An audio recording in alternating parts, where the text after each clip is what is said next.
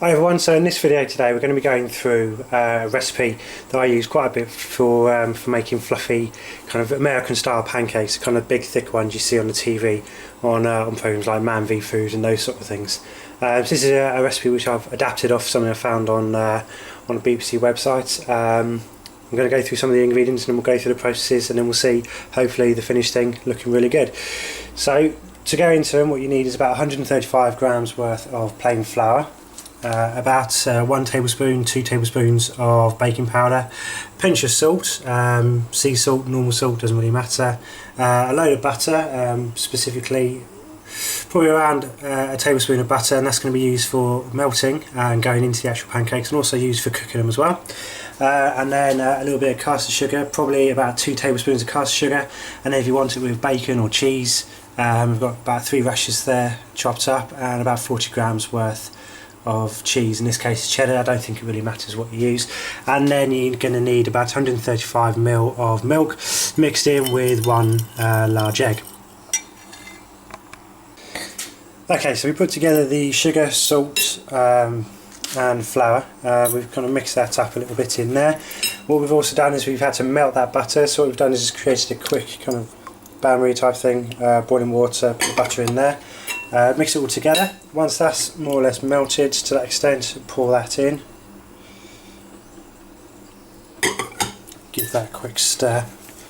The only thing we haven't put in here is the bacon and the cheese, and that's because really what we want is to put that into the pancakes when they're cooking, so you get them all kind of spread out more evenly than you would do otherwise. So we're giving that a quick stir. I'm going to put the milk in.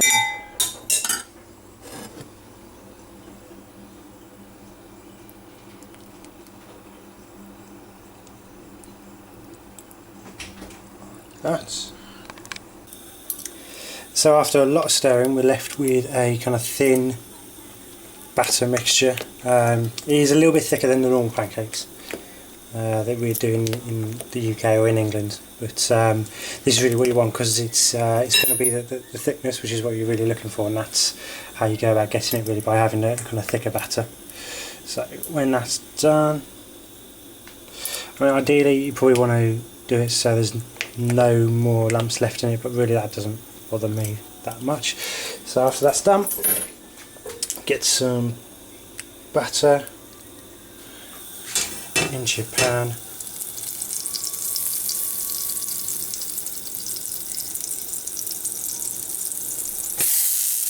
like that. Make sure you get a good coating all the way around. Stretching. And you want your pan nice and hot.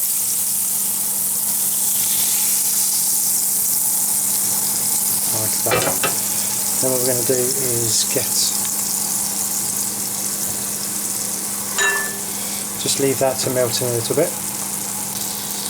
We're going to get our ladle. I just want a little bit of this, not too much. And we put that straight into the batter. What we might do is just turn the heat up a little bit, and then we'll put another one in next to it as well. And the way you can tell when these are ready to start turning over is when you start getting little bubbles in there. What we're going to do is, because we're doing this with cheese and bacon,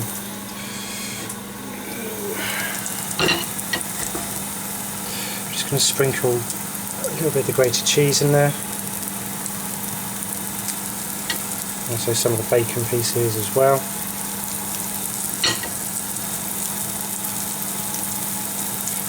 Maybe a little bit more of that. Really, I think probably would have done with putting in a little less what we put in here, because you can see how it's spread out. Normally they'd be in a circle shape, but it doesn't really matter because they're going to taste the same anyway. It's only really if you're that bothered about how they look.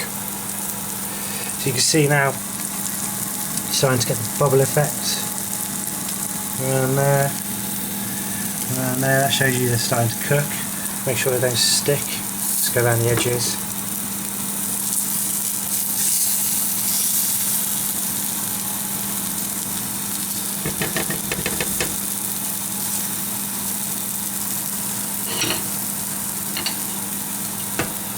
If you notice your pan's starting to look a little bit dry, you can add in some more butter. This really isn't something you want to be eating if you're trying to lose weight or you're conscious about how many calories you're having. But really, the salt in the butter is what you're really looking for, because it's that, in contrast with the maple syrup, which really makes the pancakes taste as good as they do. So a little bit more cheese.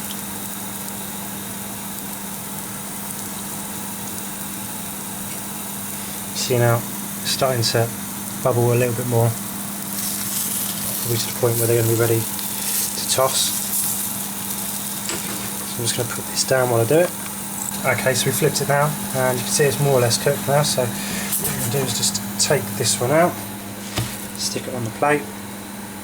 Probably caught a little bit there, but overall it's looking okay. What we're going to do with the next one is add a little bit more butter to the pan. Like you see, the pan's more or less dry now, and then we're going to do another few. Realistically, you could probably get maybe 4 or 5 out of this mixture. So we'll have a look at what they look like in a sec. Okay, so we've added some more butter.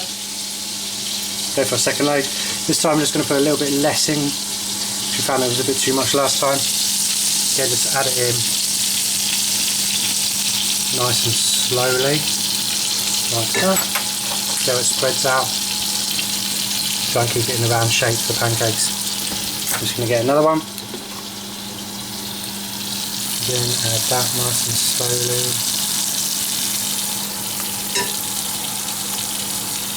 And put in some of the bacon. And also some cheese as well. The good thing about these is, even though they're a lot thicker than the normal pancakes that we would have, they really don't take long to cook. More chicken, more cheese.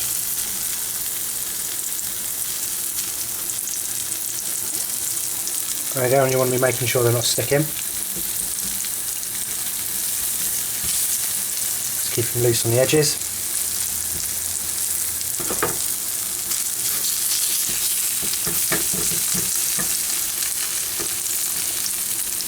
Keep checking them as well. See how they're starting to bubble up, especially around here and around here.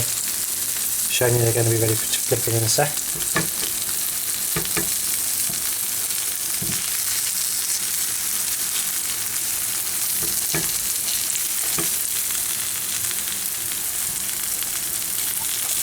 Okay, so we're going to try and do this one-handed.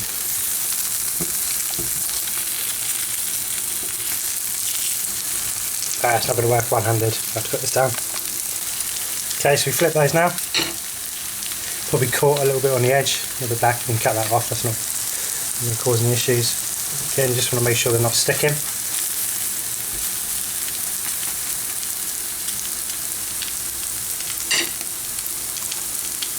And leave those again for a couple of seconds. Because they're cooked on the other side, they're more or less done, so they don't need too long. So we'll bring them back over. That's more or less done, so we'll take that off.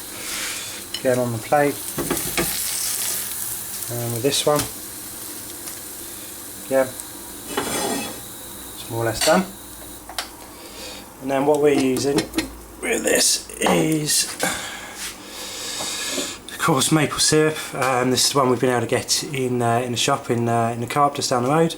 It's Buckwood Canadian Pure maple syrup. It's quite expensive, this. It's about $4.99 a bottle, which does seem a lot, but it's got the original taste. There you go, you can see it. Read some of the stuff on the back.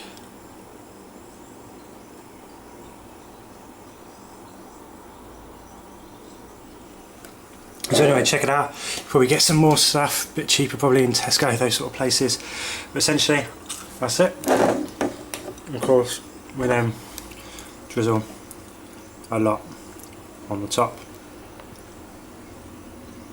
So there you go. It's American style pancakes, maple syrup.